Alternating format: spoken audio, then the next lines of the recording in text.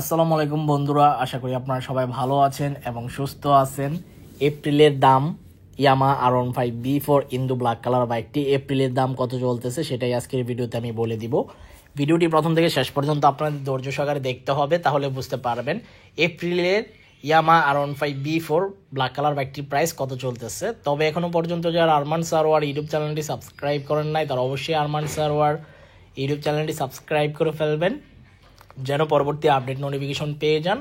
বন্ধুরা, ইয়ামা R15B4 বা B3 বা R15M এইসব বাইকের বিল কোয়ালিটি পারফরমেন্স কেমন সেটা আপনারা সবাই কম বেশ জানেন, নতুন করে কিছু বলার নাই। কারণ এই বাইকগুলোর বিল কোয়ালিটি এবং পারফরমেন্স খুবই ভালো, খুবই ভালো, টু গুড বলা যায়।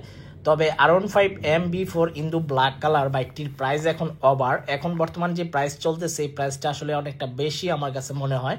বাট ভবিষ্যতে এই প্রাইস থাকবে কিনা সেটাও সিউরিটি বলা যাচ্ছে না। বর্তমানে আপনার আস্কিং প্রাইস চলতেছে 6 লাখ থেকে 6,05,000 টাকা আস্কিং প্রাইস। কত টাকা আস্কিং প্রাইস চলতেছে? 6 লাখ থেকে 6,05,000 টাকা আস্কিং প্রাইস চলতেছে ইয়ামা R15B4 ইন্দু ব্ল্যাক কালার বাইকটি।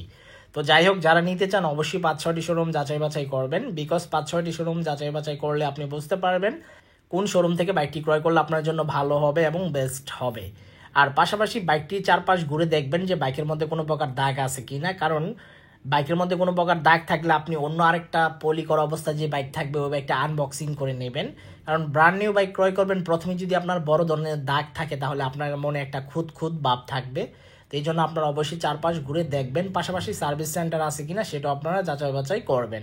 তো এই ছিল আজকের ভিডিওর আপডেট ইনফরমেশন। আই হোপ আজকের ভিডিওটি আপনাদের ভালো লাগছে।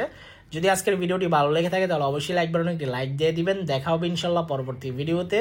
সবাইকে অসংখ্য ধন্যবাদ ভিডিওটি প্রথম থেকে শেষ পর্যন্ত দেখার জন্য এবং আমাকে এইভাবে সাপোর্ট করার জন্য। সবাই সুস্থ থাকবেন, ভালো থাকবেন, খুদা হাফেজ।